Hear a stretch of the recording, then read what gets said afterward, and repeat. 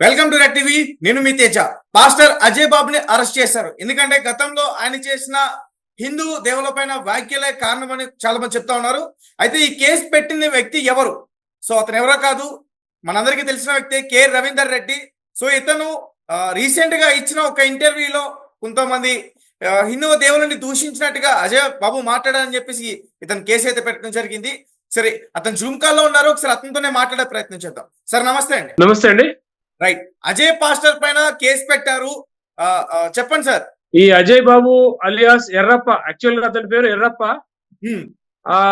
ఈ దేవీ దేవతలను కించపరుస్తూ అవమానకరంగా మాట్లాడుతూ హిందువులను రెచ్చగొడుతూ ప్రతి ఇంటర్వ్యూలో చూసినట్టయితే ప్రతి ఇంటర్వ్యూలో రెచ్చగొడుతున్నట్టు మాట్లాడుతూ ఉన్నాడు.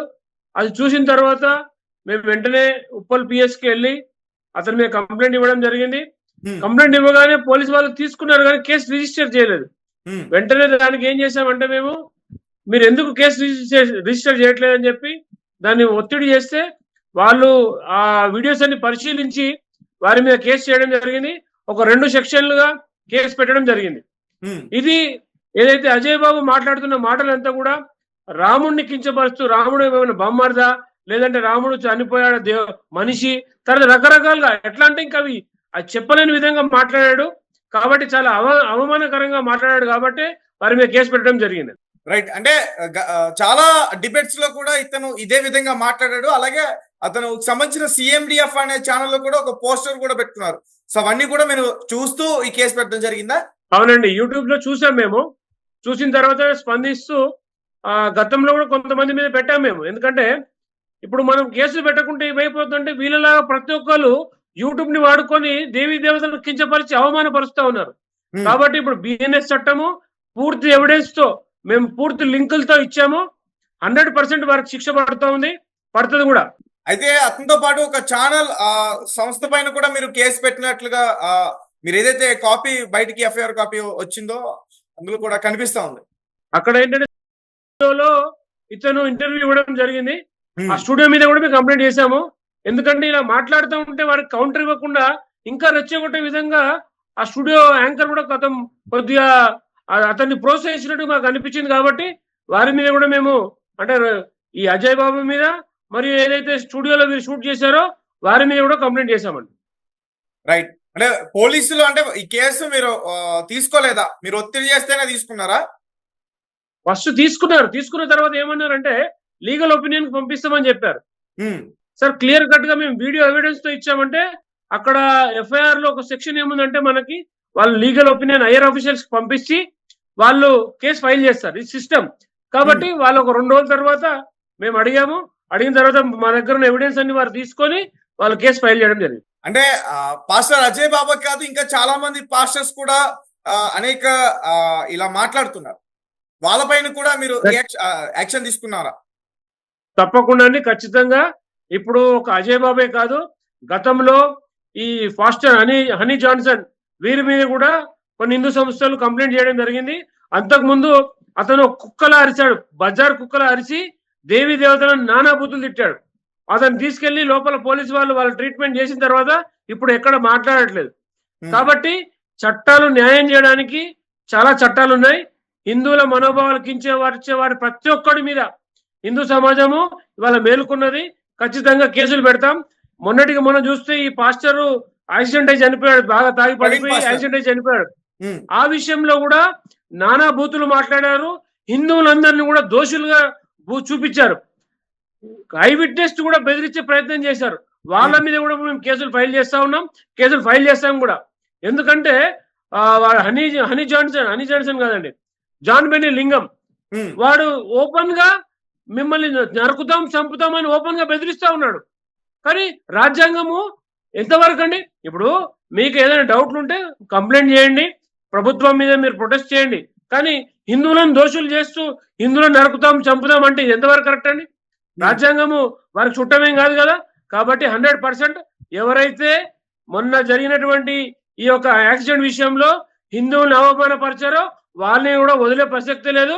వాళ్ళని కూడా కోర్టుకు కూర్చాం, చట్టపరంగా పోరాడతాం. రైట్, అయితే ఇతని పేరు ఎర్రప్పగా మీరు ఆ ఎఫ్ఐఆర్ కాపీలో పెట్టడం జరిగింది. ఏం సార్ అంటే ఇతను అందరికి బయట అజయ్ బాబుగా తెలుసు, పాస్టర్ గా తెలుసు. ఇతని పేరు ఎర్రప్ప అండి. ఇతన్ని కొత్త మన భద్రాచలం దగ్గర గ్రామము. పూర్తి డీటెయిల్స్ మేము విత్ ఎవిడెన్స్ ఎఫిడేవిట్ తీసుకున్నాం. ఇతను ఎలక్షన్స్ లో ఒక ఎఫిడేవిట్ ఇచ్చాడు.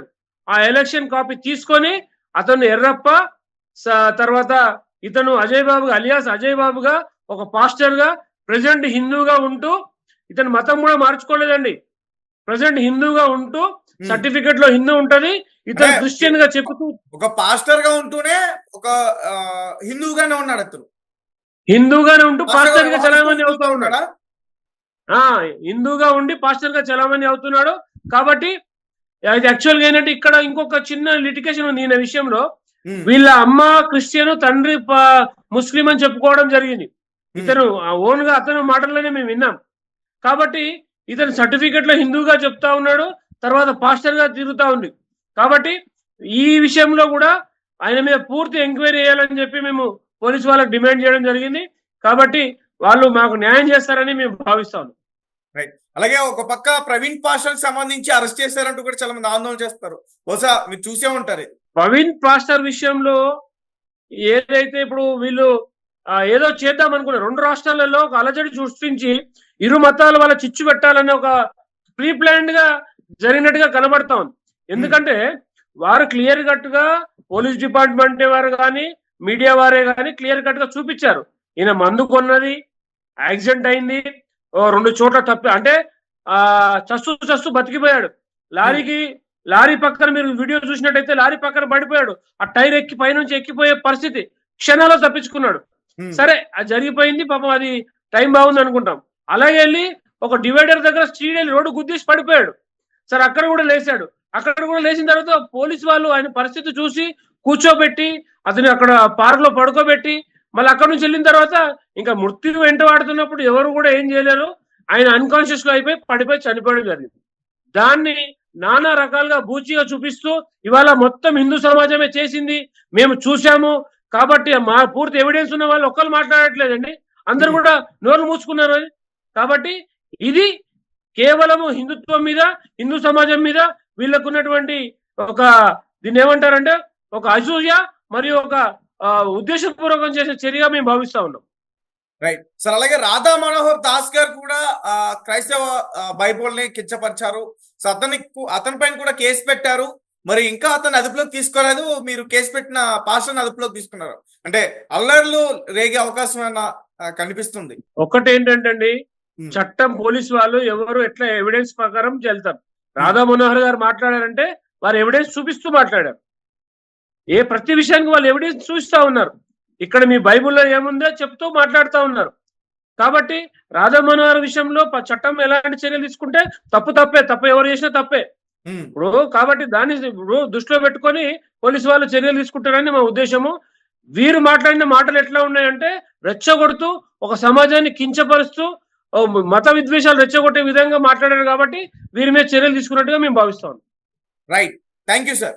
సో గైస్ చూసారు కదా, కె రవీందర్ రెడ్డి అజయ్ పాస్టర్ పైన అతను కేసు పెట్టడం జరిగింది. ఇంతకుముందు ఒక ఛానల్లో అతను మాట్లాడుతూ హిందూ దేవతలను అతను కించపరిచే విధంగా మాట్లాడారంటూ కూడా అతను కేసు పెట్టారు.